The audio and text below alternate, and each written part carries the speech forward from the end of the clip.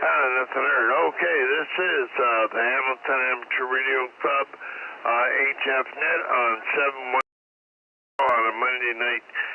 We're here every Monday night, and usually plus or minus a little bit on 7150.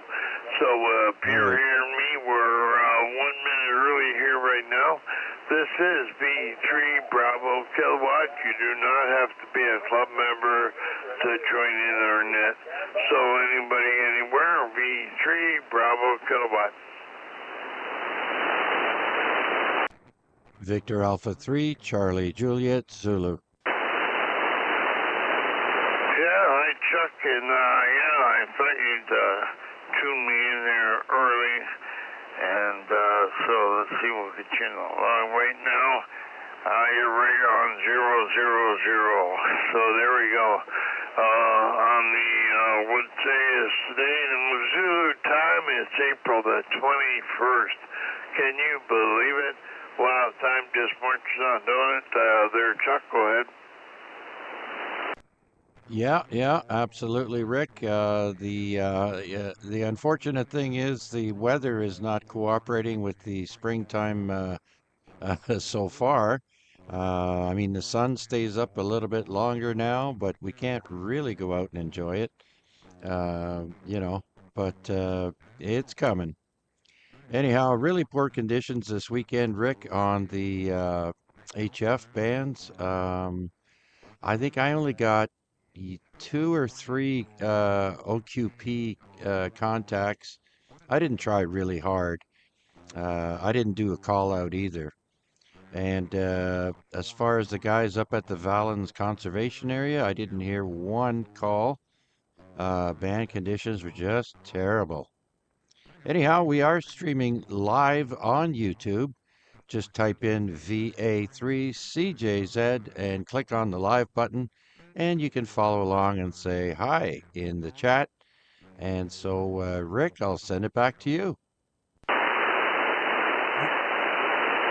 Okay, thanks for streaming us live, and if anybody's on there yet, hello, and welcome aboard. And if you're on the streaming on YouTube there, Chuck will be more than welcome to talk to you on the chat box, and you can give him your name and your call sign if you have one. Okay, anyway, this is the Hamilton Amateur Radio Club, Hamilton, Ontario, Canada. We're located on the west end of Lake Ontario, and this is VE3BK at the mic. So anybody, anywhere, you do not have to be a club member or associated with a club in any way to check in. So we're here every Monday night, and this net goes from 8 till 9 o'clock Eastern Standard, or 0 Zulu to 1 Zulu. And after that, we usually go to 28,485. That's on 10 meters, and if it's opened, not opened, if it's not open, then usually it's a local rag juke. Okay, anybody, anywhere, please go now. Victor Echo 3, X-ray Lima Golf. VA3 X-ray. Whoops, there we go. A weak foot. V3 X-ray Lima Golf. Welcome aboard. Go ahead, please. Good evening to both of you. And for those who are listening there, hello from Northern Ontario. My name is Luke Lima, Uniform Charlie. And just to check in from Timmins there, over. Okay, Luke, and you've checked in a few times, I believe, and always good to hear you. So we know that things are working in Northern Ontario for sure when we can hear Luke there from Timmins. And Luke and I have discussed that before. My wife was born in Timmins, so there you go. Good place. Hey, Luke, back to you. B3 X-ray Lima Golf from B3 Bravo Kilowatt. Yeah, very good. B3 Bravo Kilowatt from B3XLG. really nice signal. You're in the red today. My place there, you're 5 over now. Sounding nice and strong. And your wife must be a very good person for her to come from this area. And for you to marry her, actually, also. I participated in the OQP on the weekend, and with Slim Pickens definitely working for Red there. I managed to get 132 contacts throughout the contest, so I'm pretty happy about that there, Over. Oh, yeah, Luke, hey, you did better than I did. I didn't do too bad on Saturday night. On Sunday, I screwed up royally. I got my times all mixed up, and I ended up being on late. And then when I get on, I was on. The bands were lousy, and I went on 40, and I'd been around checking the other bands, and I guess I forgot to put 40 meters back to lower sideband. I was on upper sideband. I was listening to the SCR. All these guys are coming in just wonderful, but nobody's answering me. I can't figure it out. Nobody's answering me. So finally, right near the end of the contest, I think we had a couple minutes left, and I looked and I noticed my radio was on upper sideband. No wonder they didn't answer me. They didn't hear me. So I thought, oh boy, that was a silly mistake for somebody that's experienced like me. But I wasn't really looking at the radio that much. I was more or less looking at the frequency and not what mode I was in there. Over.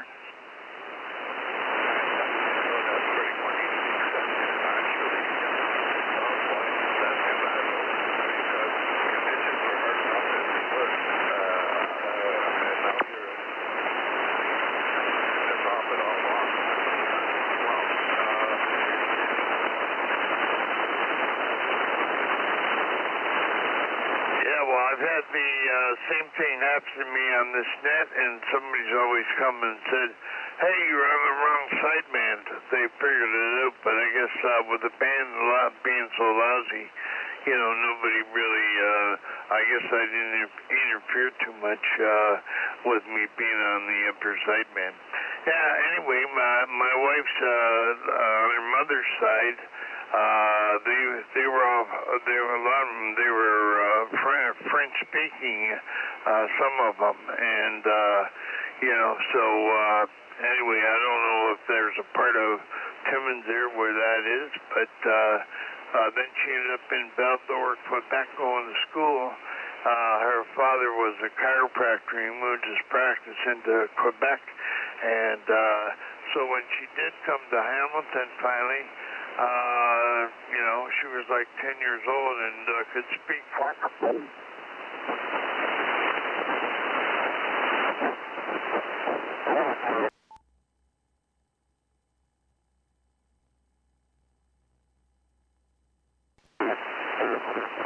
French for years and years, so that's the way it goes there, Luke. Anyway, back to you for a comment, and then we'll carry on, and good to hear you. VA3 X-Ray Lima Golf from VA3 Bravo Kilowatt. No, I don't have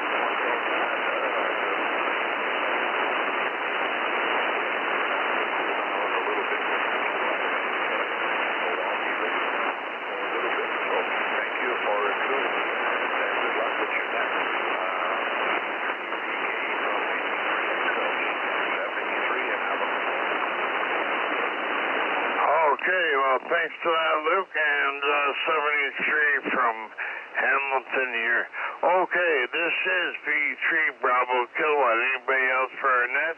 You do not have to be a club member, anybody, anywhere. VA3 KM2.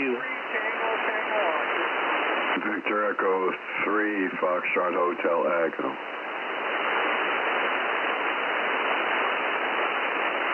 Okay, there should be in there, and I heard you, Tango Oscar. I heard you, so stand by your number 2, VA3 Kilowatt Mike Quebec there. Go ahead there, Mike, over. Yeah, VA3BK, VA3KM2. Good evening, Rick, and everybody else on the net this evening. Hope everybody's doing well. Yeah, I heard you talking contest there, Rick, and of course we talked, had a contact there on 80, I think it was. I think it was Saturday night, but anyway, didn't do really too well. As you would probably guess and know that the conditions weren't the greatest. And as a result, I really didn't rack up too many contacts there, Rick. Back to you. Oh, yeah, I screwed up. I got the time screwed up for Sunday. I didn't read it right or something. I got on late, and then I tooled around the bands, and I called on 20, and I called on 40, and I didn't get anybody, I don't think. I think I got one guy on 15, it was DX. So, yeah, he was the only guy I could hear on 15. And then yeah, that was Sunday. And then later on, I went on the SDR, and I was listening around because I couldn't hear nothing on 40. And I listened on the SDR, and here these guys were talking. They were coming in really good. Really good. So I went to tuned in that frequency and gave him a call and gave him a call and gave him a call. Nobody could hear me.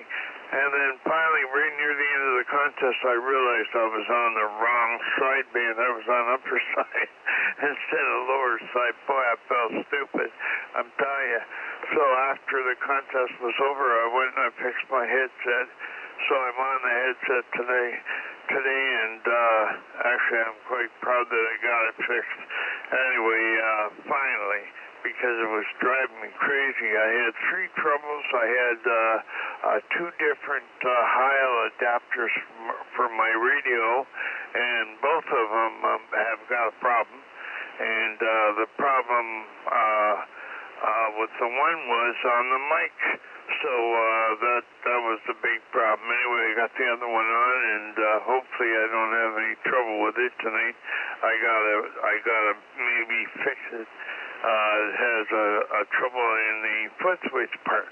But so anyway, the two new headsets I bought, they work perfect on the computer. I tried them on the laptop on our remote station, and they work great. So anyway, okay, won't keep it too long there, Mike. We got to carry on. We got Gary Nato in the wings, and also FHE, and so we'll back to you for a file, and then we'll carry on there. Go ahead. Yeah, okay, Rick, not a problem. Well, just quickly, the lower sideband, upper sideband thing, that does happen from time to time. All you can do is shake your head and say, well, at least it wasn't some major issue. Just quickly, I submitted my log for the contest this morning, and it's actually the first time I've ever submitted a log to the Ontario CISO party, and maybe I'm not all that familiar with it, but I never did get any kind of an acknowledgement back that he actually received my log. So I'm left wondering whether it went through or not. No email, nothing like most contests. So I'll have to inquire maybe a few days down the road to see what the deal is there. Anyway, I won't hold it. I know you got others there, and always good talking to you, Rick. And with that, good luck with the net this evening. VA3BK, VA3KMQ, 7-3 for now.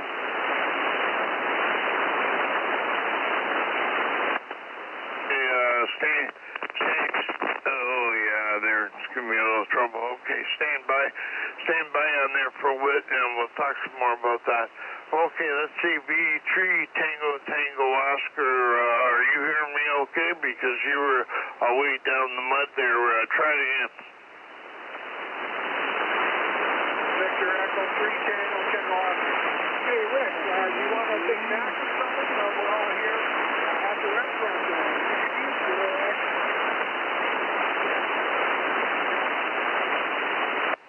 Okay, I'm not sure what you said there. I just checked you locally. You must be being remote on your station because you got a good signal on there now, and you must be talking close to the mic. The signal here is about 10 over, and I had a little bit of trouble hearing you there before, Gary. Over.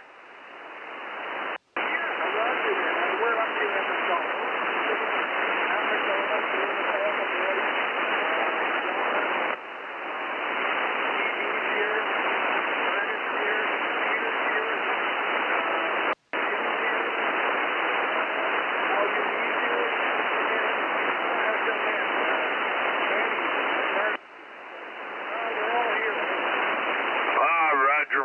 on that. Well, good stuff, and glad that all you guys are enjoying yourself there, and I'm sure you can all hear me there. And yeah, if we're on Gary's remote, he's just coming in here, booming in here now, and I had trouble hearing him before. I thought he was using a radio in the field or something at first, but I didn't hear him quite as low as I could hear the other guys.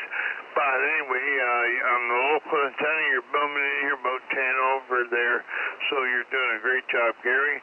Hello to everybody in the field, and back to you, Gary. Yeah, Roger on there, Rick. And you take care. You have a great evening. You want to order fries or something? Say that again. Do I want what? I said, you want to order fries or a Big Mac? Yeah, give me extra fries there, Roger. Yeah, Roger there. Okay, you have a great evening there. Take care. Victor Echo 3 Tango Tango off. 73 to all you guys in the park. Okay, time for Walt there. Anyway, good to hear Walt. And VA3 Fox Hotel Echo, how are you tonight? Oh, I'm doing okay. The bands rather in general have been crappy. Although this afternoon at 1:30 I spoke to Italy, so that was interesting. Okay, I want to check you on the remote. I'm hearing you direct there, no problem at all. And let me see if I can hear you on the remote there. Go ahead. Okay. 1, 2, 3, 4, 5. Can you hear me? Wow. Yeah, the one remote. I'm listening to the remote in Pennsylvania, and it is quiet, and you're just booming in there. No kidding. Hear you better on it? Well, I can hear you better because there's no noise. But there is a little bit of noise here on mine. But you have a great good signal here on my antenna as well there, Walt. So you're doing pretty good.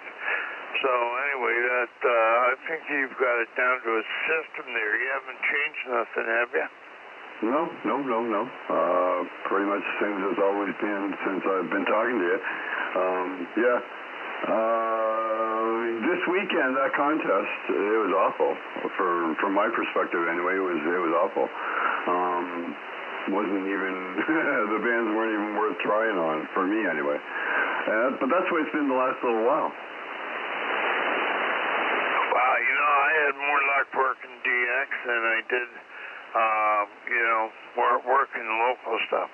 And, so like I did some 80, I did some 40, and on 15, the only contact I got on 15 was a guy, where the heck was he?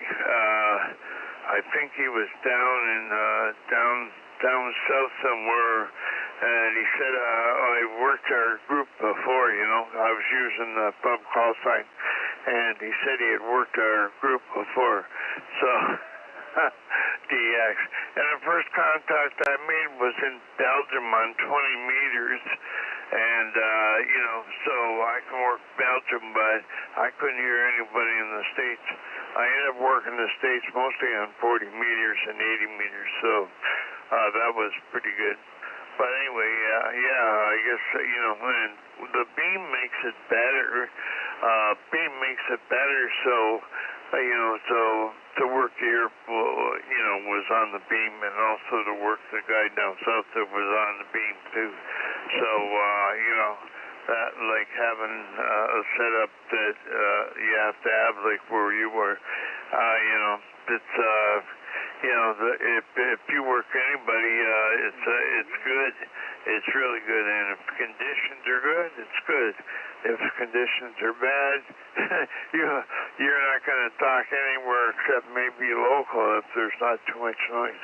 But on this band here, I get a lot of noise, so that's why I use the SDRs usually to hear some things. But like you're coming in, you're about 5 over 9. 5 over 9. You're better than you usually are there, Walt. So must be conditions there. Over. Oh, I don't know. The band isn't exactly the best, but it's quieter than it has been. So yeah, it's working all right. Well, I'm glad it's doing well. Yeah, you're about 20 over here, which is kind of your normal. So. Well, Okay, then thanks for that. Okay, anything else there, Walt? And what else you've been doing? Did you work any DX during the week? Well, so I just said I spoke to Italy this afternoon about 1:30. It was strange. I was working that other net there, and they just came in out of nowhere. Oh, yeah, okay. Okay, well, okay, then we'll clear with you and see if anybody else is on there. And you're going to be on here till for 10 meters, and I always can hear you go down 10 meters. Yeah, Roger, Roger. I'll probably be around for a while. I got a couple things I got to do, but I can do that while I'm listening along. Okay, take care. Victor Echo 3, Fox Hotel Echo. I'll be clear. Okay, we're clear with VA3 Fox Hotel Echo for the time being, and we'll probably talk to him later on 10. And this is VA3 Bravo Kilowatt. Anybody, anywhere for our net, and this is the Hamilton Amateur Radio Club net on a Monday night. We're usually here between 8 and 9 Eastern Standard Time. That's between 0 and 1 UTC. Okay, this V3 Bravo Kilowatt, anybody, anywhere, please give me a call.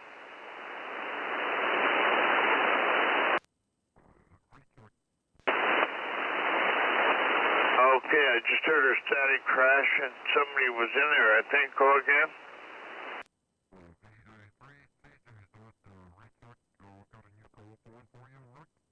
Okay, VA3CJZ, and yeah, I was on the, I was on Pennsylvania, and you weren't that strong there on there. I don't know if somebody else was in there or not there, Chuck.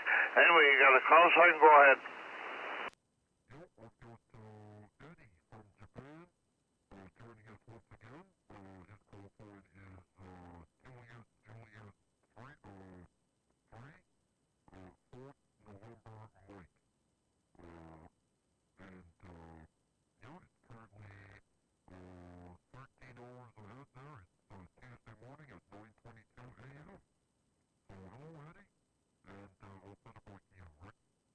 Yeah, okay. Hello, Eddie. And Eddie from Japan, 9:15 in the morning.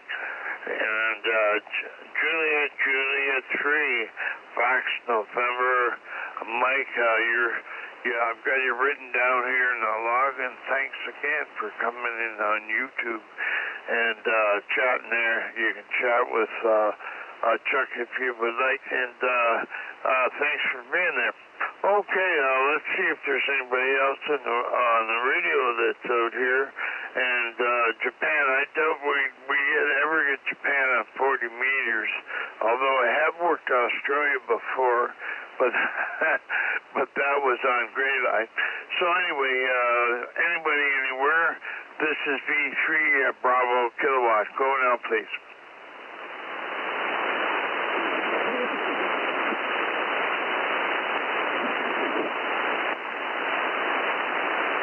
Okay, I'm not sure I'm hearing somebody in there or not. It's,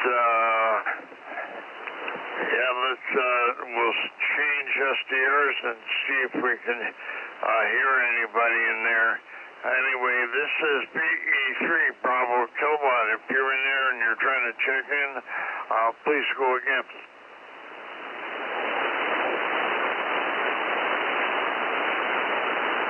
I keep hearing somebody in there. I'm not sure. Did you hear anything, Chuck?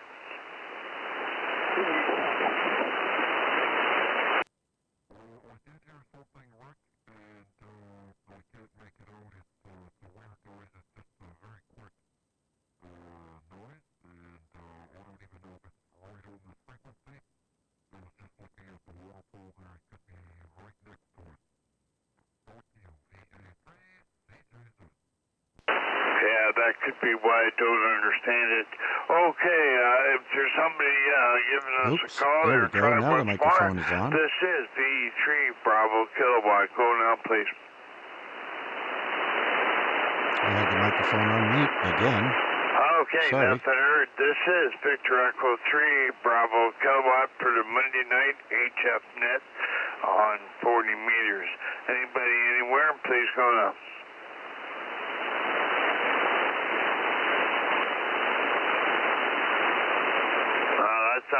somebody off frequency. Yeah, you probably heard that too, Chuck. Anyway, this is Victor Echo 3 Bravo Kilowatt. We're looking for check-ins with without traffic. Anybody anywhere for the Hamilton Amateur Radio Club, you do not have to be a club member. Please go now. Okay, I wonder if KMQ is still in there. V3KMQ, V3BK. Yeah, still here, Rick, V3BK, V3KMQ. Heard the others there, and good to hear them. We were talking about the log, and as I was saying, it was the first time I've ever submitted a log to the Ontario CUSO party. Not sure why, but in any event, I agree with what Walt was saying, who was on earlier, maybe still listening, that the overall conditions for the contest were just absolutely lousy. I got to the point where I think I had 3 or 4 contacts on 80 Saturday night, and that's only because during the majority of the day during Saturday, I couldn't get anybody on HF. Wasn't hearing anybody. It was just to the point where you say, give up, I got better things to do, than sit here and listen to noise.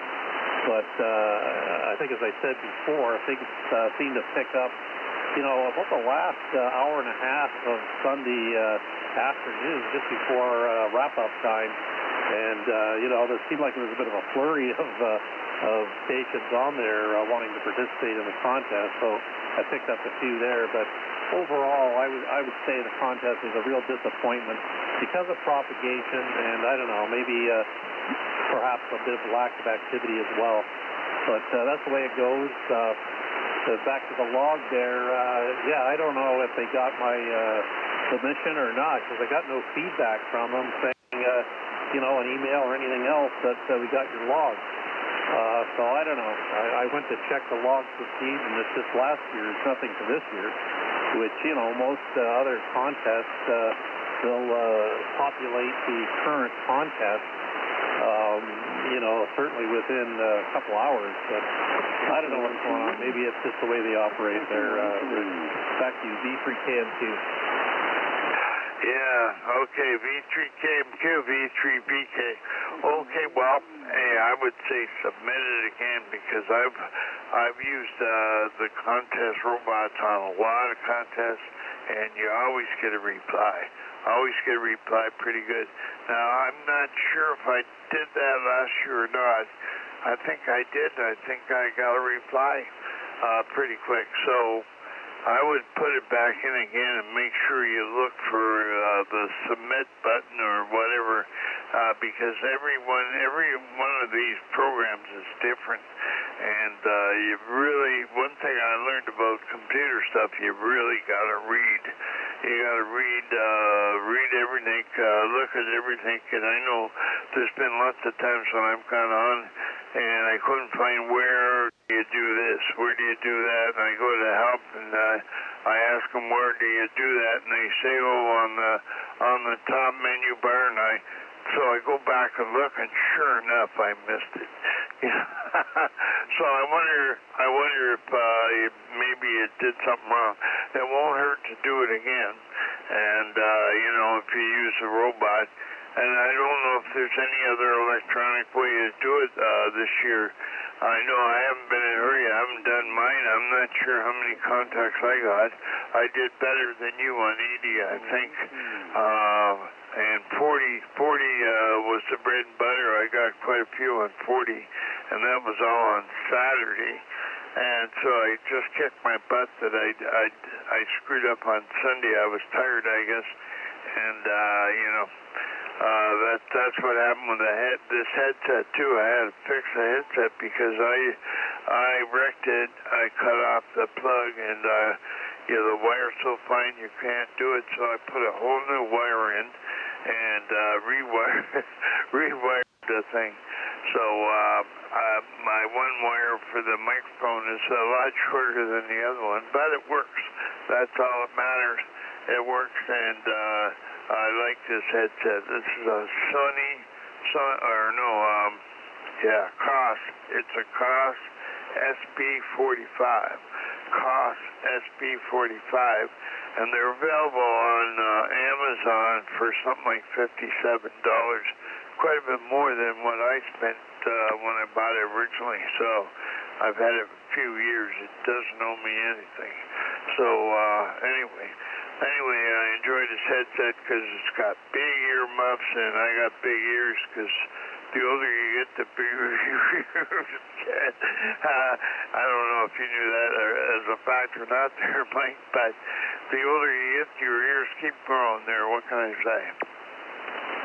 Well, I don't know there, Rick. I'll have to look that up. I'll have to Google it, or maybe AI, artificial intelligence, will tell me something and put that one. I don't know. That's interesting, nonetheless. Yeah, I'll have to, take another read or two of the rules or whatever on the contest. Maybe I missed something, but the fact remains still, and I've seen this with a couple of contests where, when you go to look at logs received, or logs submitted, whatever they call it, sometimes they don't even have the current year. I think Illinois was one of those. I think the Illinois QSO party was like that. I think it was them anyway, but certainly this one was, and that's a little odd compared to most, because most will, have it pretty much current.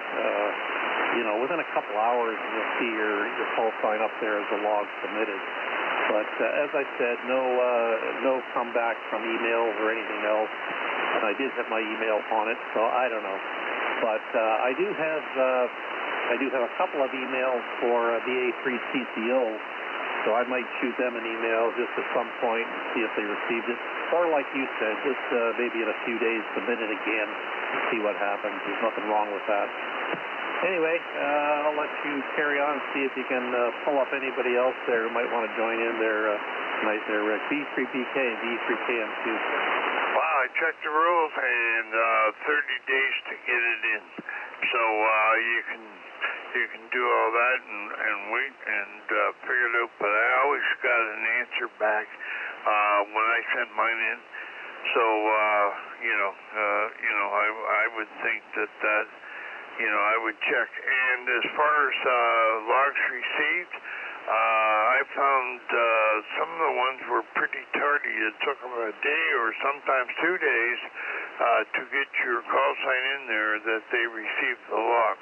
So I wouldn't go by that right away, not unless you wait till tomorrow or the next day and it shows up. But I wouldn't wait that long if you were concerned about it. Okay, anyway, we're clear then with V3KMQ, and we'll turn back to him for any final comment before we carry on, because the OQP is usually a great contest, and band conditions just weren't there this time. So over to you there, Mike, for any final, and then we'll carry on. Yeah, okay, Rick, very good. Yeah, just to reiterate again, the conditions weren't that great. It really reflected it in the number of contacts I had. I had a grand whopping total of 15. That's one puppy. And that's, of course, not staying at it all weekend, but I was off and on from Saturday to Sunday, and just hunting, mind you, but still, compared to other contests, it was a real disappointment. But hey, that's the way it goes. Anyway, I'll let you carry on there, Rick. V3BK, V3KMQ. Okay, thanks. Thanks for that, Mike. And I had more than that on Saturday, but I spent all day at it, though, and it was bad conditions. So what can I say? And I don't know what I finished off with. Couldn't have been that much more. I had something like twice as many as you, maybe a little more. Lousy showing compared to what we used to do out at the contest site. Okay, anyway, I think everybody had the same kind of thing there, and I'll bet you Larry didn't do too bad. Left, right, left. He was promoting this, and I heard him on Sunday, and he was just banging them off on 40 meters. So I think he probably did pretty good. Okay, let's see who else is out there. Anybody else want to check into our net? This is VE3 Bravo Kilowatt. Go now, please.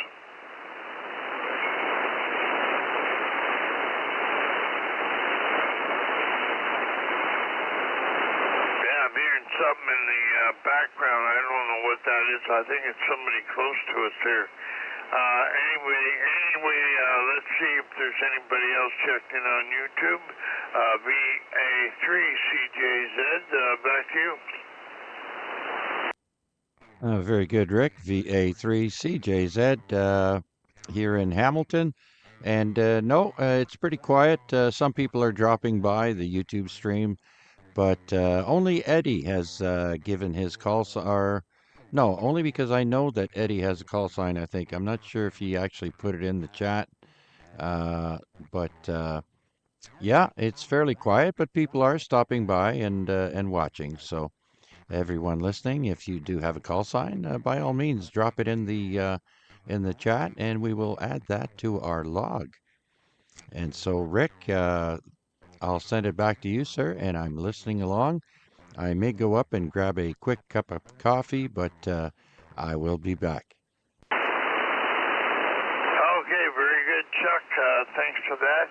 Anybody on YouTube or anybody listening to us on HF, if you don't have a ham license, you can go to YouTube and look up BA3 Charlie Juliet Zulu. That's BA3 Charlie Juliet Zulu. Victor Alpha 3 Charlie, I can't even, Charlie Juliet Zulu. Yeah, I'm so used to saying it in phonetics. And CJZ, that's CJZ on the YouTube stream.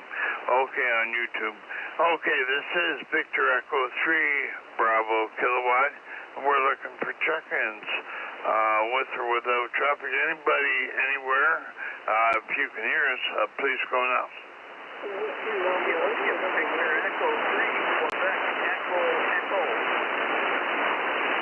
Okay, I got B3 Quebec Echo, and I believe there was somebody else in there.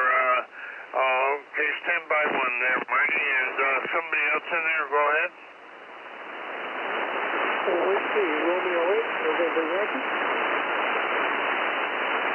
Okay, I got Romeo Whiskey there. Give me your call again.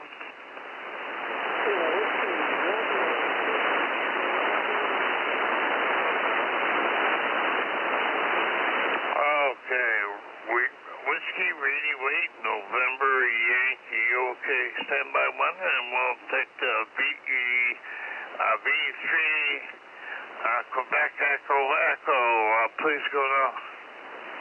Hi there, Rick. Standing here in McLeod, and looking at a nice light bill. I guess we're going remote to a radio down probably Garnet Place, and to Aurora. So very, very fine looking standard after here, Rick. And what a marvelous week for you with that deal. Okay, very good. Yeah, you're almost 20 over here now, Marty. So that is great. Anyway, there's all kinds of equipment out there, and yeah, you'll have to tell me sometime how you get the pan adapter up on our remote, and because that'd be nice to use. I was testing on it, and Garnet and they were good enough to come in there and give me a test when I was testing the headset with our remote. So anyway, that remote that you're on is working great there, Marty. So you're in the log. So back to you for final V3QEE, V3BK. Okay, Rick. Well, thanks for the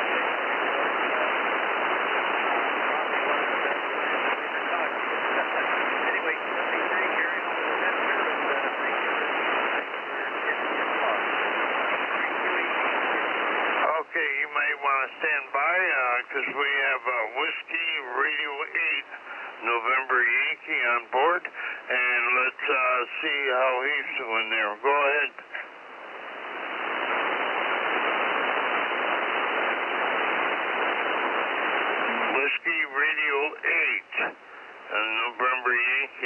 that's a call. Yeah, go ahead.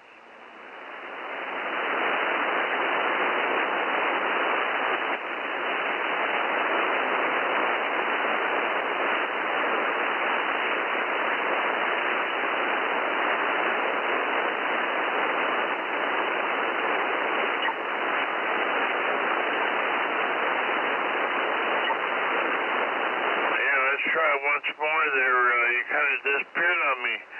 Whiskey Radio 8, Norway Yankee. Are you in there? Have I got your call right? Over.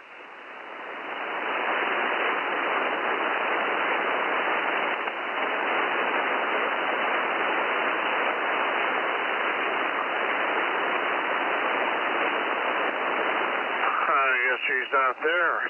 Okay, well, yeah, if for some reason the band is changing, you're still copying me. They're standing by and trying in a little bit there, so we're not hearing nothing when we try to turn over to Whiskey Radio 8, November Yankee. One more try, see if you're there. Go ahead.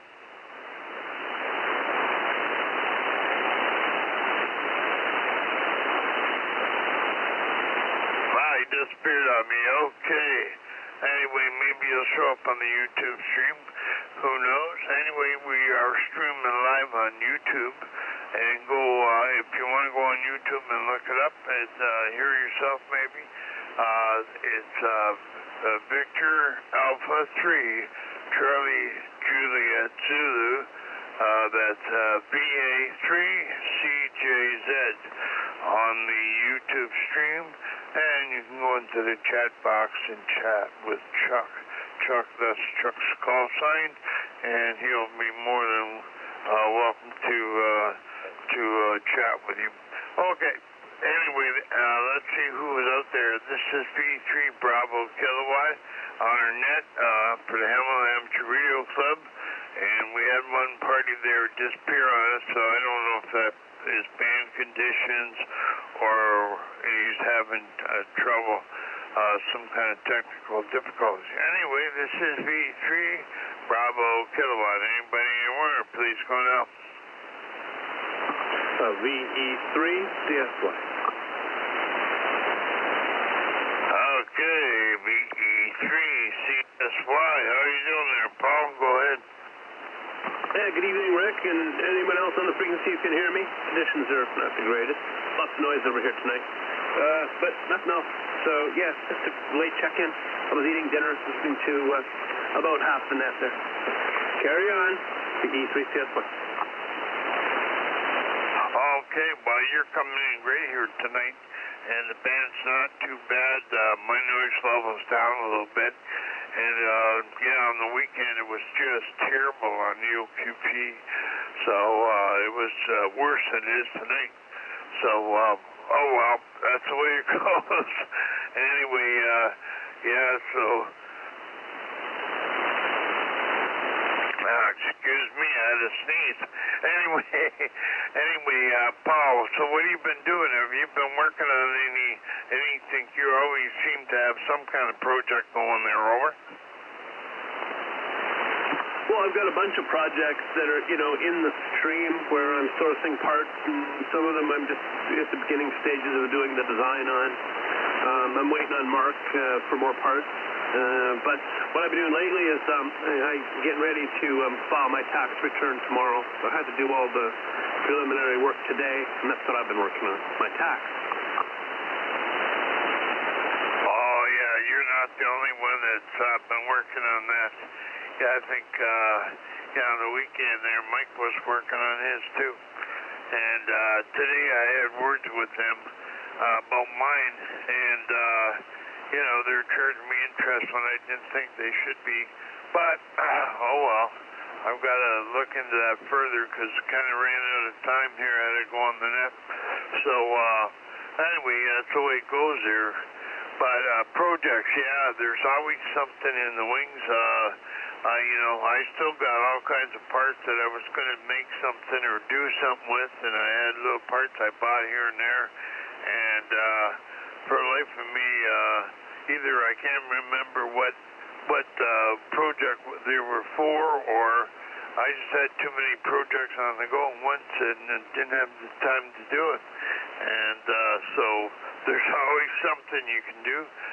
Just recently I fixed my headset, and I got, I had an intermittent, and that turned out it wasn't my headset, it was the adapter went open on me.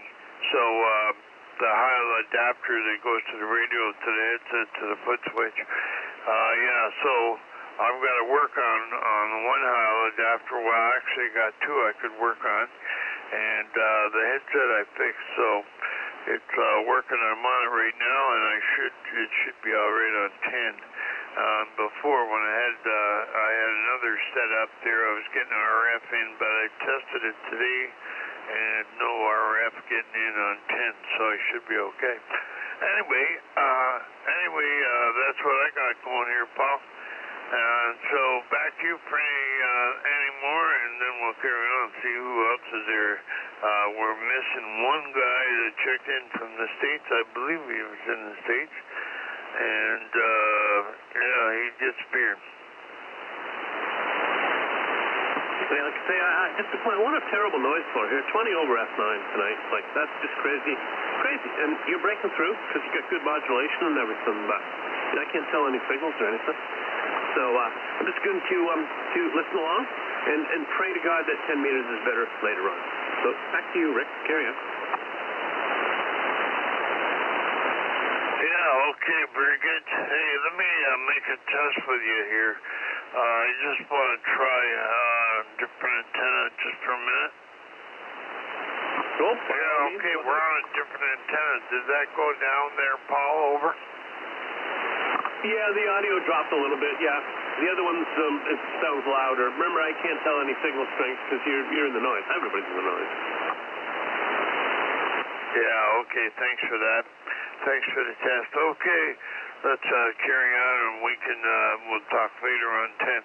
Okay, this is Victor Echo 3, Bravo Kilowatt for the Hamilton Amateur Radio Club. We're located in Hamilton, Ontario, Canada, at the west end of Lake Ontario, and anybody can check in.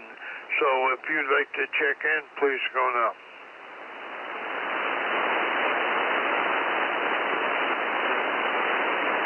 Okay, and Whiskey Radio 8 and November Yankee, if you're in the wings there and you've having some kind of trouble, you can always go on YouTube to Victor Alpha 3, Charlie Juliet Zulu, and check in with us there. Okay, and Chuck has that one online for us. Okay, Victor Echo 3, Bravo Kilowatt. Anybody else for the Monday night HF net? Go now, please.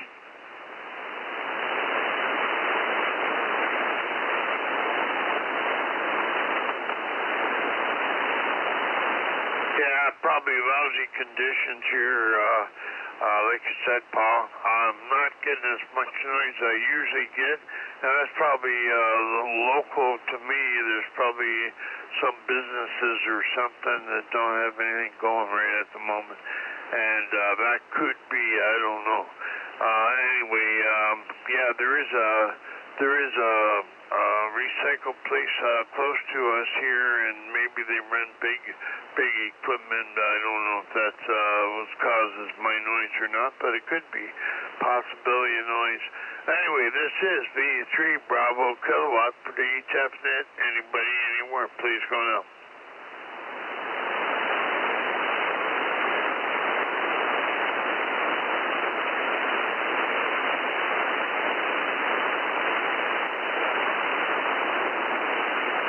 Okay, don't want to wait too long. There was a Whiskey Radio 8 November Yankee. That's what I have written down anyway, that I got for his call, but he didn't come back to me after I talked to Marty, and I took him in order, so maybe you couldn't hear Marty, I don't know.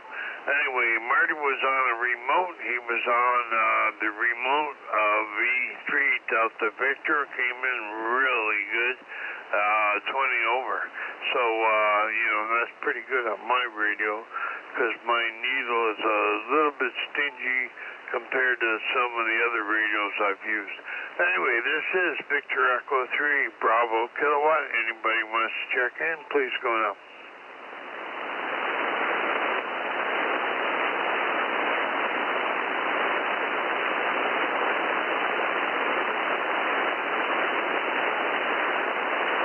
Nothing happening here. Paul, are you still there? I'm going to run something by you there, over. Well, I'm still here, but I don't hear anything except you say. Yeah, okay. I got something that maybe you're familiar with, and it's very strange, though. I changed the headset. I changed the headset, and I had something else different on, and everything worked fine, except on 10 meters, I was getting RF in. So then I go back to my old headset that has got a longer cord on it, and I don't have RF. Does that make sense to you? In only as much as that one headset, probably the shorter wavelength, the shorter cord favors the shorter wavelength, and it's more susceptible to RF. But either way, it means that you're getting considerable RF radiation inside the shack there. And I'm wondering why. Is your antenna really close to your station? Like, I mean, outside? Well, okay, the one antenna, I can see getting it off the one antenna because basically it's over my head. Part of the antenna is above me. So, but when I'm on the beam, I was getting it when I was on the beam, and I noticed on the weekend my SWR had gone up, and I don't know whether that's rain or something like that. I haven't been back on to check the SWR today, but I'm wondering if maybe that was it, or maybe it could have been where I was pointed to. But I did change the direction a couple times, and it seemed to make no difference. Well, we're all bathed in a field of high-intensity RF because we're transmitting 100 watts, whatever, and our antennas are all fairly close by. I'm lucky because I have a vertical, and it's sitting on a concrete roof with a ton of rebar in it, so I have a natural shield above my head. Even though I am close to my antenna, I have that advantage over you, but I still have RF sometimes. Well, look at Mark, all the problems that Mark had at that one point there where he's just getting killed. I mean, everything seemed to be full of RF. So, is your shack in the basement, or are you on the main floor, or are you upstairs, or where is your radio stuff located? Okay, my antenna is at the back of the house, except for the loop, that one loop. That's the one I changed to you on, and you said my audio went down. That one is above me. It runs around the roof. But most of my other antennas are, at the back of the house, and my shack is on the main floor at the front of the house. Main floor at the front, okay. So you're still getting bathed pretty good with RF, and I'm going to assume this is a wood frame house, right? Yep, roger on that. Yep, wood frame. Yeah, so, oh well. Yeah, I'm far enough away, and I feed it with, I got hardline on there, so, but anyway, the wire antennas don't seem to bother me, but no, it was just on 10 meters, so I don't know. I haven't had RF in the shack for a long time. I can remember when I first started out with the G5RV, I had RF in the shack, and if I dare touch the radio while I was transmitting, I got a little jolt. So I know what RF feels like, but I never got nothing like that. It was just anything over 50 watts was giving me RF in the audio. So, and right now my audio might be a little bit, my voice might be a little bit rough. I think I've got allergies or something. I don't know. It's like my nose is running. So, yeah, anyway, so I probably don't sound exactly the same as I normally do. But I'm on the same mic, and, you know, right now I got no RF anywhere, so I guess it's pretty good. Okay, anyway, thanks for that, Paul. You got any more comments there? Go ahead. The only comment I would make was that you need to use some chokes to choke off sheet current on the coax. Even the powered line still needs to be choked off. And all the lines, all your antenna lines should have chokes on them entering the house there at that point. Just one practical solution, or suggestion anyway. There's only 5 minutes left till the top of the hour, so you might as well carry on with the VA3CJZ. Yeah, okay, we got 5 minutes left. And this is the HF Net for Monday night for the Hamilton Amateur Radio Club. B3BK at the mic. And you do not have to be a club member, anybody, anywhere. If you can hear us, go ahead.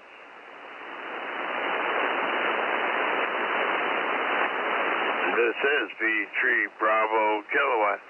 Anyway, so we're looking for check-ins. We're coming up to the top of the hour. And so any last-minute check-ins, please go now. And anybody on YouTube, if you want to say hello to Chuck, you can go in the chat box. You don't need a call sign. Just go in there and tell them who you are, something like that, where you're located. And, you know, it's nice for us to be able to use that. So that's VA3, Charlie, Juliet, Zulu, and any of you hams that are talking, you can also go on there and play it back and hear yourself. So it's a useful tool to have. Anyway, this is Victor Echo 3, Bravo Kilowatt. Anybody else wants to check in 0 or net, go now, please.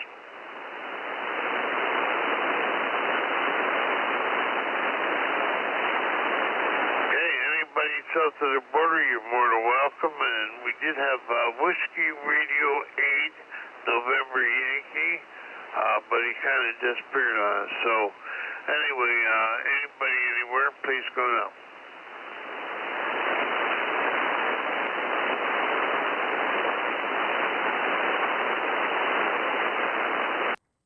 VA3CJZ. Yeah, go ahead there, Chuck. Yeah, we got a last-minute check-in on the YouTube stream, and this is Randy, I believe, from Mayville, New York, November 2, Victor, Quebec, Delta. I think I got that right. November 2, Victor, Quebec, Delta. There we go. Is that right? Yeah. So anyways, very good, Rick. And so if anyone wants to listen to the live stream, just type in VA3CJZ in the YouTube search and then click on the live button. We are streaming right now. So hello, Randy from Lake Erie, Mayville, New York. Okay, hello, Randy from Mayville, New York. And that is November Zulu. Oh, yeah, November 2, Victor. Hey, I think I really screwed this up. Quebec Delta. Is that November 2, Victor, Quebec Delta? Do I have his call right there, Chuck, over? QSL, Rick, November 2, Victor, Quebec Delta. Back to you. Okay, very good. Well, hello, Randy, and welcome to YouTube. And if you have 40 meters, you might want to check to see if you can hear us. Anyway, 7150, we did have an American Ham check-in tonight, and we have had a few American Hams check-in on other nights, on other Monday nights. So this net is 8 to 9 Eastern Standard Time, or 0 to 1 UTC on a Monday night. So anybody anywhere, let's see, last minute check-ins, we got a minute to go, and then we're going to go over to 10 meters. So this is V3 Bravo Kilowatt. Anybody wants to check in, please go now.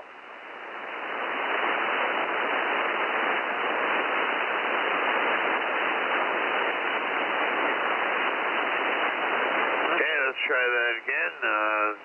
Listen on the SDR this time. Victor Echo 3, Bravo Kilowatt. Anybody anywhere, check in, please go now.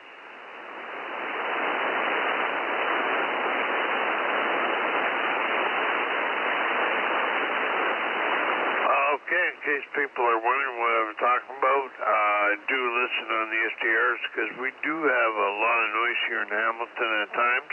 Right now is pretty good, and I've been listening to the some hams locally here on my own antenna, and some of the hams that are distant, even the fell from Timmins, I can hear them on my own antenna, so no problem there. Anyway, okay, we're at the top of the hour. This is the last call. Last call for any check-ins. Victor Echo 3, Bravo Kilowatt, please go now.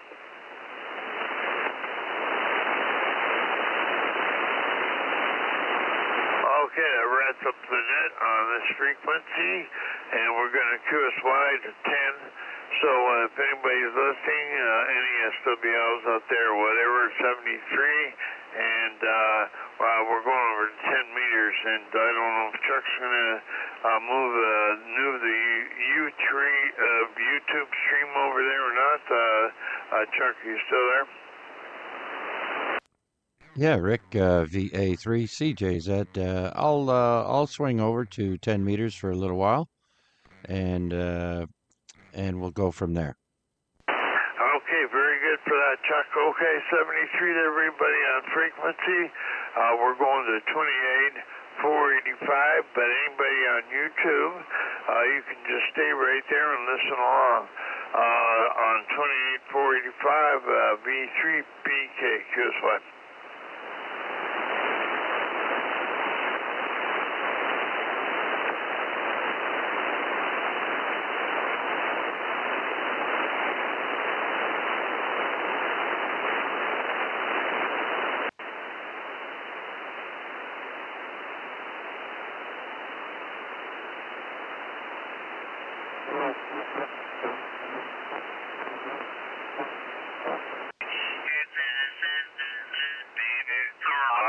I know a few people have to tune up on here on 10 meters, but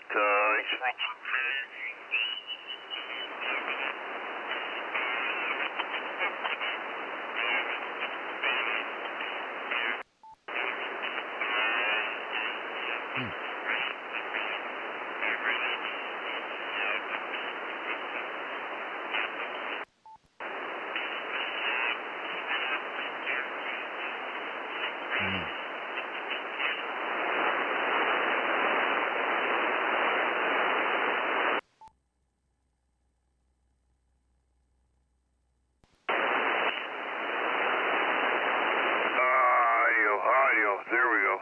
You on the remote, Dave? Yep, I am. I'm still up at McDonald's with Garnet and the rest of the boys. We just decided to come up here to 10 meters and wait for you. Oh, yeah, okay. Well, your signal's not quite as good on 10, and that's probably because I'm not pointed at you. I'm pointing towards the mountain here, and I'm on the beam now, too, so I'm on a different antenna there, over. Yeah, we're on 5 watts right now with a high SWR. Yeah, that would explain it a little bit as well. Oh, roger. Okay, well, what kind of setup do you have for your remote? If you can tell us a little bit about that, it would be good. And is it the same antenna or a different one? Nope, we're still on the same antenna, Rick. We're on the Alpha Delta wire antenna. It's just not loading up on 10 meters for us right now. But we're only running like 5 watts, 2.5% power. So, yeah, this is the remote coming in on the Aurora 520M. All right, and you have a 7300, I believe. Does that remote is set up with a waterfall? I think Marty mentioned that, over. Well, my 7300 at home, it's got the waterfall display and everything as well, but we're not using the 7300 today. In fact, my radio's turned off. All of the broadcasting that we've been doing on the Aurora 520M. Oh, okay. And is that a QRP rig? Well, it all depends on what your definition of QRP is. It does 500 watts. Oh, well, it's not a QRP rig then. Wow, 500 watts on a regular radio? Is that a regular radio, or do you have some kind of amplifier hooked up? Yep, it's the new Flex radio, and comes stock from the factory at 500 watts. Nice little radio. Nice big radio, actually. Never mind little. Ooh, okay. Tell me again what kind of radio is that, because I never heard of that before. Yeah, it's the new Flex radio. The model is Aurora 520M, 520 mic. It's 500 watts right from the factory. Nice. Yeah, there we go. Okay, that's really something. Uh-oh, I think my RF just came back, and that oh no, it's not right now. Okay, yeah. Anyway, it's got an intermittent on the mic, on the foot switch plug here on this one, and it's probably going to be the easiest one to fix once I find out where it is. But intermittents are really hard to find sometimes. Anyway, okay, Aurora. Okay, it's the Flex Radio Aurora 560M, and so that must be the newest one then, Dave, is it? Yeah, it is the newest radio out there. Garnet had to wait like almost a year for delivery. They just started shipping them out third quarter last year. And it is the 520M, 520M. Oh, right, okay, 520. I couldn't read my own rating. Anyway, well, wasn't it Garnet that got nicked with the tariff coming across getting something fixed? I thought it was the Flex Radio we got fixed. It couldn't have been that one. Yep. He just got the 6700 fixed, and Mark has purchased it now, and Garnet has moved up to the 520. It's an expensive radio. It runs about $15,000 Canadian. Oh, wow, that's a good one. Yeah, that's a good one. Well, that's a better price than the ICOM top of the line. I mean, they used to be 17,000. I don't know. They're probably more than that now. But they were only, 200 watts. So, hey, that's pretty good, the Flex there. Anyway, I have to go online and look that up. Sounds pretty good to me. Okay, anyway, Dave, thanks for that. And let's see who else is in here. It's not a net on here, but anyway, that was interesting. So I asked a lot of questions. And let's see if there's anybody else in here. Maybe Paul's in here, and I wonder how he's copying me there. Anyway, are you in there, Paul? V3CSY, V3BK. Yeah, I've arrived finally, the VA3CJZ. Wow, you sound good. And you peaked up at 9-ish units. So anyway, you don't detect any RF, do you? No, I'm not hearing any from you tonight at all. Your biggest problem before was the switch. The RF, the feedback issue was, kind of secondary. So, RF feedback's, we've talked about that before. Yeah, anyway. Yeah, well, at least I won't have the intermittent on the mic anymore. I found out what that problem was, and now I know where to look. And I'll be darned if I want to buy a new Heil interface.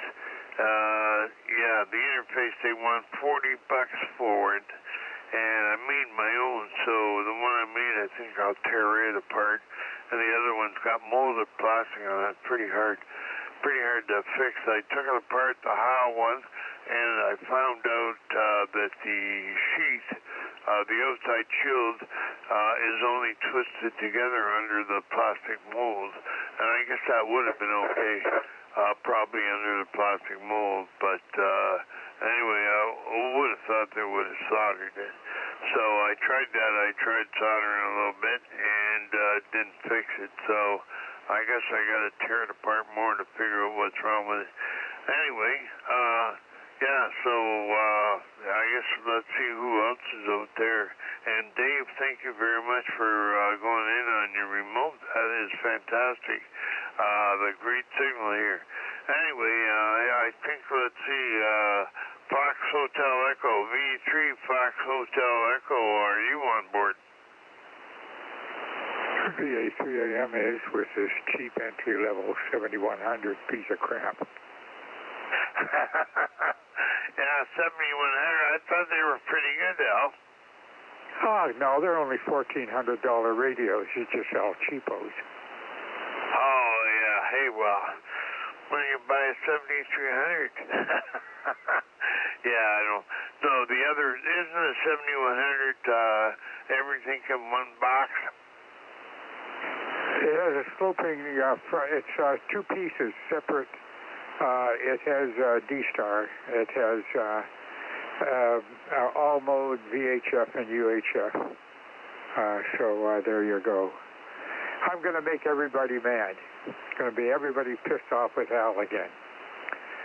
You know, a $14,000 radio, probably 0.001% of the time works better than a $800 entry-level radio. It'll hear something that you can't hear. Otherwise, if you don't tell anybody, they don't know the bloody difference between a $14,000 radio and a $500 radio. They all sound the same. And the same goes for Heil mics. You can pay $400 for a Heil mic or $20 for a microphone off of Amazon, and nobody can tell the difference. If you tell them that the cheapo mic is a Heil, they'll tell you how great it sounds. Yeah, you're probably right. Yeah, well, hey, there's one thing about it. There was a guy that had the top of the line ICOM radio, which was, let's see, what the heck was a 780 at the time. 780. This going back a few years before we had SDR. And you know, it sounded beautiful. He had a boom mic on it. But you know what? He never bragged at all, and you know I wouldn't have known the difference if he hadn't told me. So you know, big deal. And anyway, I looked him up on QRZ, and this guy was a radio collector. He had tons of radios in his picture on QRZ. Tons of radios and shelves, all kinds of old radios and everything. He probably had money to burn, you know. He had two 780s. Wow. Anyway, but, you know, his audio did sound good, but he was on some kind of boom mic. So who knows what kind of mic it was. But anyway, you can say I'm on a cheapo electric mic here. Basically, it's on my headset, and every headset I bought it has the same kind of cheap mic on it. So on the ICOM, anyway, it's got a higher impedance than I think some of the ACUs, except the new ones. I think the new ones have got that. Anyway, so yeah, well, hey, that's it. You know. But the Flex Radio probably has got better receive, the new one, because the STR technology has come a long ways to probably hear it better than this radio. Well, go ahead. Yeah, well, the only way you could really tell is to have no noise floor whatsoever, none, zero, and have perfectly quiet and have a signal that's just barely detectable on an El Cheapo radio, and see if the expensive radio could actually make you hear better. Now there's so many variables, Anyway, I've just tried to stir up a bit of crap. But I honestly don't believe that, when in the days of when I was involved with radio service, I got to play with a couple of weeks with an aeronautical radio that was worth $8,000 in those days. And it didn't work any better in my TS-430. Oh, yeah, I believe it. Hey, Motorola radios, you've been on the business side of it. Everybody thinks Motorola radios are so much better, but I don't think they're any better. I mean, one guy was using one on a net, and it was Simplex net, and we were a whole channel away on Simplex, what amounts to a channel, 15 kilohertz away, and we were swamping them on this Motorola radio. Whereas I can go on my ICOM 2-meter 440 radio, and I don't have that problem. So I don't know. So his radio's Motorola costs like 5 times as much. Well, some of the things considered about Motorola radios are fairly tough, physically, and electronically they're tougher when it comes to the environment. They generally remain more stable at, sub-zero temperatures and hot temperatures laying in the sun and whatnot. But I chuckle over the Motorola radios. As you know, our involvement with the police department, the fact that a couple of us had, police radios that could get all the talk groups. The trouble with mine was if you dropped it, it tough as nails. But if you dropped it, a ribbon cable always came out. And that happened with all the police radios of the day. You dropped them, and they didn't work because a ribbon cable keeps them disconnected. But they could get run over by a tank and still work. But don't drop one on a cement floor. Hey, I had an old Yaesu handheld, and, they used to talk about that. And there was somebody back in the day when they actually had one run over by a car, and it still worked. So I believe that. I've seen it. Yeah, there's a lot more to them. That like military grade radios, ugly, hard to work, and everything, but they're very rugged, both electronically and physically, and that's very important. As you know, I use DMR an awful lot. And I have Motorola radios, but my favorite radios are my Titera D radios. They work electronically better. I haven't had a chance to try them at 50 below zero or a temperature of 55 degrees Celsius. I haven't done that.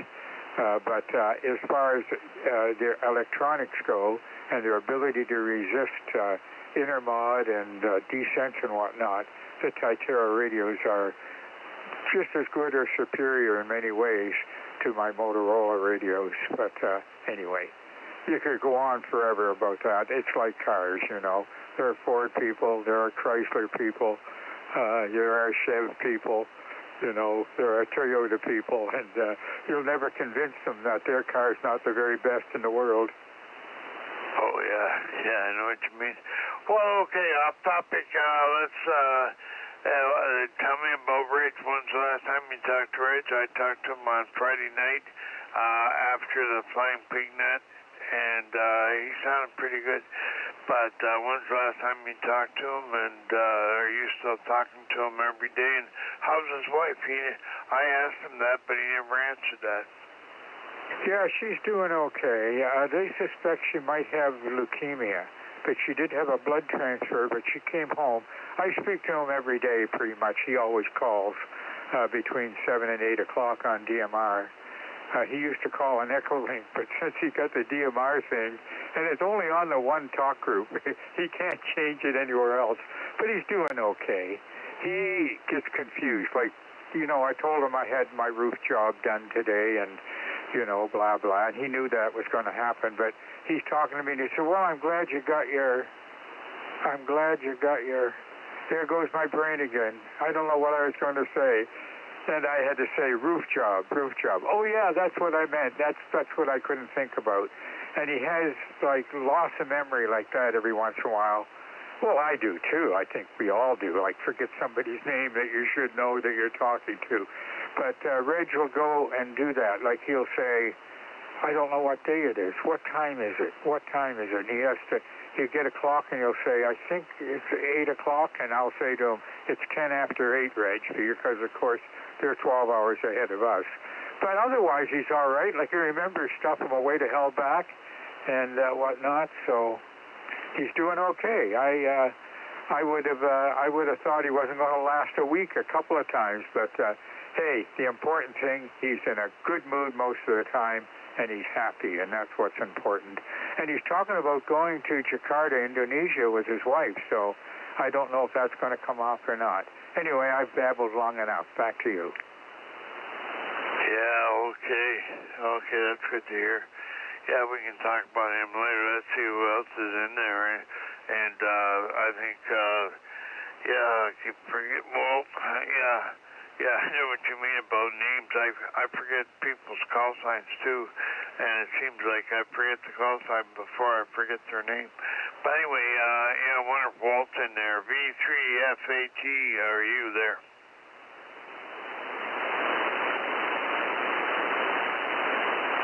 I guess he never made it. Anyway, Paul was in here too, I think. V3CSY, are you there?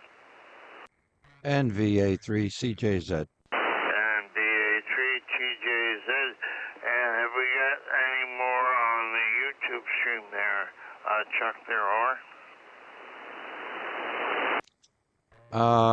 Yeah, well, let's see now. We've got another new one for you. That's November 3, Whiskey Echo Romeo, goes by the handle Ham Radio Elmer on the YouTube stream. Good evening, sir, and welcome. Anyways, hello, Al, VA3AM, and Paul, VE3CSY, and everyone else in the group. Back to you, Rick. Okay, thanks, and hello, November 3 Whiskey Echo Radio, and I'm not sure what the name was, but anyway, welcome aboard. And anyway, so the YouTube stream is still on right at the moment there, Al. And anyway, it's been a good thing for ham radio. I think we had a check-in from Japan the last 3 weeks, I think. So, that's pretty good. Anyway, so what else? What have you been doing, Chuck? Well, mostly staying indoors. I don't like the cold, and I have been outside to do a little bit of this and that. I put some zip ties down on my ladder line for the G5 RV, and I'm in the shopping mode to replace that antenna with a newer, better quality one. I've had it for a while, and I've noticed there's some bare wire showing now on the ladder line, so that's not good. And I got it secondhand to begin with, so it doesn't owe me anything. And so I'm looking to replace that, and it should be an easy setup. That's about it for now. Oh, I've got a brand new solar panel. Renogy 100-watt solar panel I'd like to mount. Just waiting for the nice weather. Back to you. Okay, well, that's something Al might be interested in, solar panels. And so you're running off of batteries, and you got solar panels to charge them. Have I got that right? Yeah, at the moment, I'm running off of a 30 amp LifePo battery, or 30 amp hour. And I have another battery. It's a 50 amp hour from Echo Worthy. And I also have a 10 amp charger with that. And I have a solar charge controller from Victron to go with my solar panels.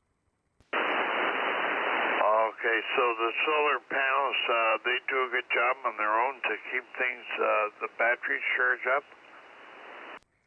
Yeah, well, I got a secondhand, huge solar panel given to me, and but I think the best it can do at the moment is only 40 watts, so it's not very efficient, and it takes up a lot of space. So I've got a brand new one in a box here. It's 11% smaller and lighter, and should do the trick.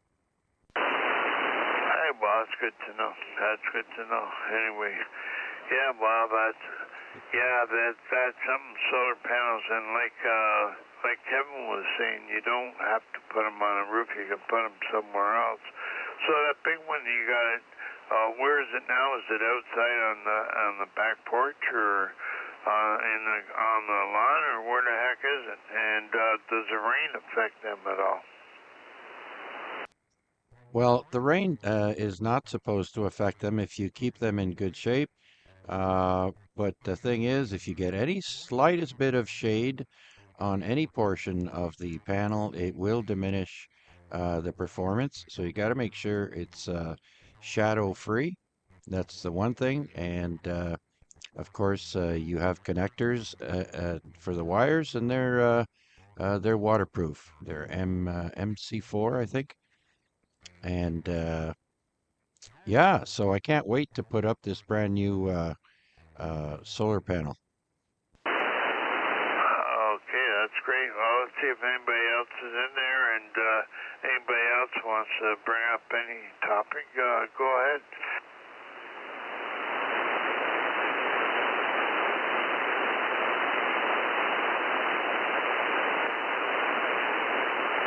Well, let's go back to Reg.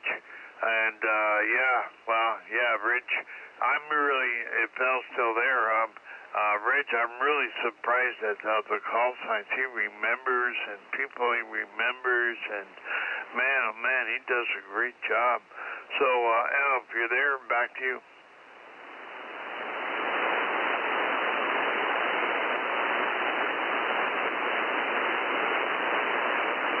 Who are you looking for? Yeah, Al, VA3AM. Yeah, that's you, isn't it? Wait, I wrote down my name. Wait a minute. Yeah, that's who I am, I think. VA3AM, I think that's my call. Oh, well, you don't know who that other guy is. Whoops, there it goes. I gotta fix that. That guy, V3KYZ, who's that? Some jerk. Anyway, I remember we were at the contest site one day, and I was talking to VE3. No, I had his link. No, his what do you call it? Cluster. I had his cluster online or something, and he's V3KZ, and he lives where's he live? Above Burlington there somewhere. Milton. He lives in Milton. And anyway, you thought I meant you. I said V3KZ, and you thought I meant you with KYZ. I'll never forget that, but you probably forget about that. That was a long time ago. Geez, that'd be around 2000 or 2001. Yeah, I know KZ, or I did know him. He's pretty prominent, pretty up on the DXing. He used to run the repeater, VE3DX, I think it was. Yeah, I remember him. Yeah, there was KZY, too, and I haven't heard. We used to call it the KYZ Club. It started, KYA to KYZ was issued by Hamilton, and KYA, he's Simon Key now, he was the number one, and I was the last one. So there you go. Anyway, I was going to say something, but of course I've forgotten now. Yeah, the KYZ and RFI and of course AM are my calls. CVC, NDB, and NZ are Lorraine's. So CVC was the serve group call sign, and RFI, of course, was the UHF repeater. when you had to have a separate call sign for repeaters when I got that. Oh, I didn't know that was a requirement. Well, I've never had a repeater, so I didn't know you had to have a separate call sign. Because, you know, lately, you see a call sign for a guy's repeater being his call sign. Yeah, I forget when they come out with that, but at one time you had a complete separate license for the repeater. And, of course, I think it's still the fact you have to have an advance ticket to have a repeater.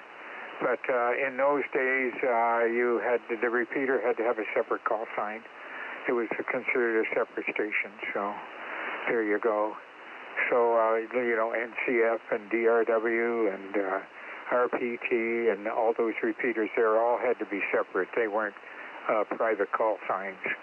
A lot of amateurs are always confused about call signs, you know. It's your call sign is your license number, and your operator certificate is separate from your call sign. You are not KYZ. I am not VA3CJZ. I'm Alan. My license number is VA3CJZ. It's just like a car. Other people can operate your station if they're at your house. They use your call sign if they operate your station. The DOC or whoever the hell they are now doesn't care. I use your call sign. Just like if I drive your car, your plates are on it.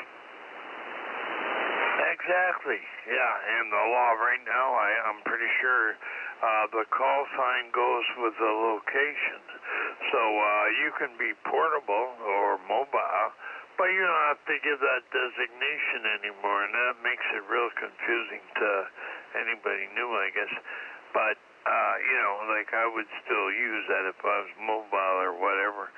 But, the license goes with the location. So if your repeater is in a different location, I think that the rules should be that you still have to have a separate call sign for that. Well, that's what I think anyway, but hey, I could be wrong. Well, there's lots of things that have changed. Like when you say a portable station is not a handheld. A portable station is not a handheld. It could be, but a portable station is a station that can be moved from place to place, but not operated en route. A mobile station is a station that can be operated while it's mobile, while it's moving. While it's QTH, pardon the term, is changing constantly. That's mobile. And a marine mobile is not a station on the Great Lakes. A maritime mobile, I should say, not marine mobile. A maritime mobile is a station that's on the high seas, international waters. A marine mobile is just a station, ordinary station that's floating around in territorial waters, and it's not a legal requirement. But in your kayak. There's all kinds of changes, like portable is not a handheld, but it is now. But the government doesn't care. Stay on the basic unofficial rule I told you. Stay on the band, don't make anybody complain. Otherwise, we don't care what you do. That's the unofficial view. Yep, exactly. And it doesn't really matter. It doesn't really matter because you don't have to say mobile or portable anymore. So you can be portable, mobile. You can be mobile and you don't have to say mobile because it's not a requirement anymore. You don't have to say you're mobile. You can just say V3BK. Forget about the mobile part. Yeah, you don't even have to in Canada no more. If you're, say, in British Columbia, you don't have to say this is VE3 or VA3AM portable or mobile or whatnot, VE7. You don't have to say that anymore. As a matter of fact, it wasn't the government that wanted you to, if you move to, say, your permanent location, say, is another call area, that you get another call sign. That was RAC that did that, because amateurs felt that the DXer groups didn't like it if a guy said he was VE7XXX and he was really living in VE1 land. They had the rule change. So the law is that if you move and your permanent address is somewhere else, you're supposed to change, but they don't care. So you'd have to complain and moan and groan, and they'd say, okay, Al, you live in British Columbia now, you can't use VA3. The way around that is to have a post office box in your original call area. So you could be a VE1XXX, your permanent address could be Ontario, but you get a post office box in Nova Scotia, and all the government cares is that they can get a hold of you if they need to. They want to know where you are, just like your driver's license. They want to know where you are so we can send a ticket to you.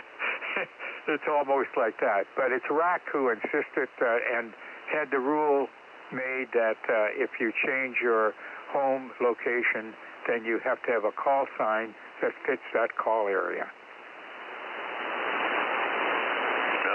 Okay.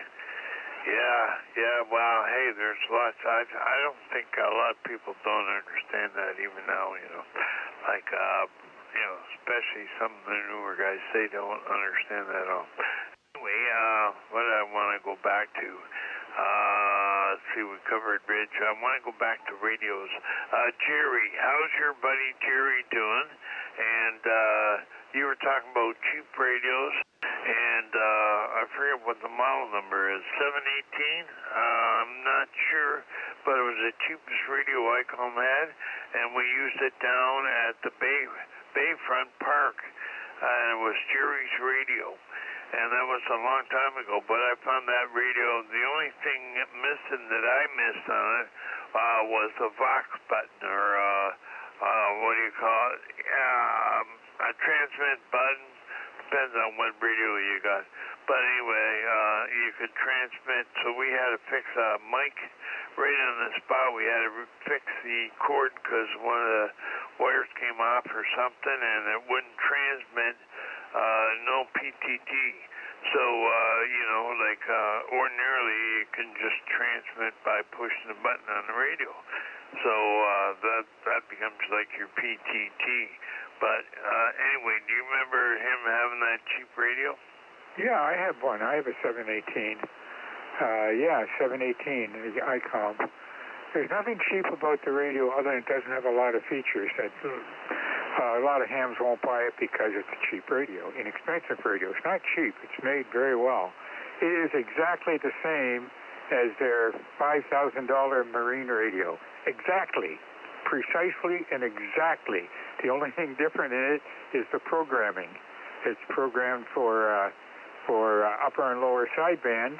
When you open the radio up, it goes from 1700 kilohertz to 30 megahertz, just like it's the maritime radio, except it'll go, the amateur version will go upper sideband, lower sideband, and CW, and the maritime version only transmits on upper sideband and only transmits on the maritime bands. But if you take the maritime radio and jump for some diodes, it turns into a 718. I laugh about that, and the difference, of course, because one is approved for maritime service internationally, and the ham radio doesn't have an approval. But they're identical radios. The VFOs and the frequency stability and everything is exactly the same. There's no change. Oh, it's funny, really. That's why I go on about expensive radios. Like, I don't want to hurt, you're perfectly welcome to buy a $14,000 radio if you want. But if you get really serious, like I said, and really test it, you'll find out that 99% of the time it doesn't work any different than any other radio. Now, the 718, of course, being a basic radio, doesn't come with all the filters or anything like that, and it doesn't have 6 meters. But it does everything else that you want it to do. It's just, it works as good as any other ham radio, except it doesn't have some of the features. But you can buy the high stability reference oscillator, so it's as stable as any radio made, and you can buy all the filters for it if you want. If you want narrow CW filters, you can buy that. Otherwise, the radio works very good. And like I said, it's very rare that I had that radio going and my 7100 that I could tell a huge difference. The one difference is with good radios or expensive radios is their ability to handle noise. That is usually superior, and the more you spend, the better the receiver can do that. Transmitters, there's no difference in the transmitters from other than power from El Cheapo to a $100,000 radio. Transmitters are pretty simple. Oh, yeah. Yeah, the only difference probably be 100 watts, 200 watts. And as far as the transmit goes, but the receive, yeah, those flex, boy, they're really superior because they use I think they use a computer to some of the receive. You know, some of the receive goes through the computer, and it can be a lot better on filtering stuff out. So, but you know, the flex radio that Mark had, he was having trouble with noise too. Same kind of trouble I was having over here. So, you know, but he had an older version flex, so I don't know whether that had something to do with it or not. But those flex radios are getting more and more expensive, and you know, more and more features. And he was trying out a few things on that one he got, I think, and certain things were different. So certain things he liked, some things he didn't like. But hey, that's the same with any radio, you know. Like, not everybody's gonna like every radio, you know. It depends on what you're using it for, I guess. Yeah, you know, you can reverse you can take a flex radio or a radio, an SDR radio like they are. You can put the computer in the radio instead of putting the radio in the computer, so to speak. You can do that. Like the 7100 that I'm using right now, it does most of the things that most of the flex radios will do, except the computer's internal. Of course, the computer that's internal in this radio is not as sophisticated as a $3,000 or $4,000 computer controlling the radio. It's not as flexible, and you know, you can't change the software very easily. But there's nothing magic about it. It all depends on how powerful the computer is and how good the program is written. But what's weird about all the radios is that you look inside the 7100, there's no inductors. It's all synthesized. It's kind of cool, really. But yeah, the computers get more powerful. The radios will get more and more. But if you have noise, like RF signal out there, you can remove the audio that it produces, but you can't stop it from blanking out a weaker signal. You just can't do that. It's not possible. Doesn't matter what you have. The signal you want to receive is not there because they're covered up with a 20 dB RF signal on top of it. You're screwed. There's nothing you can do about it. Well, there is, but it's extremely complicated. Okay. Anyway, I got another topic. What's your view on AI? Like AI, this AI, that. I'm getting sick of hearing about AI. And somebody I know got a program that is controls the AI. It's an AI program of some sort that can create QSL cards for you and all kinds of stuff, and it takes pictures of you off the internet and whatever.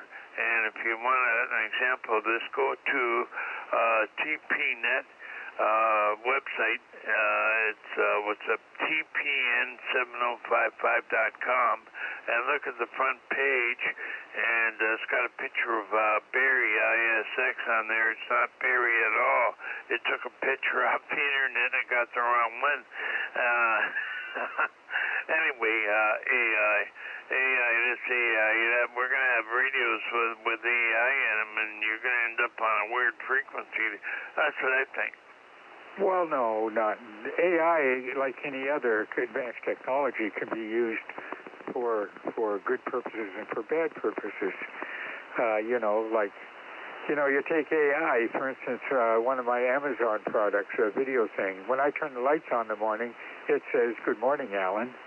And Lorraine can say to the Alexa, the Amazon app, "Who am I?" And it will say, "You're Lorraine McPherson." And I can say, "Who am I?" And it recognizes my voice. It says, "You're Alan McPherson. Good morning, Alan." That's AI. And AI it's just powerful computing and computers that have access to all kinds of information. So if you have lots of things about you on the internet, AI can gather that all up and do all kinds of things with it. If you don't have any photograph out in the world, AI can't duplicate you. It doesn't know you from a hole in the ground. But it is remarkable, and I'm surprised that radios haven't already, and that company will do it soon. You can say, radio, go to 71.2500, and it'll do it.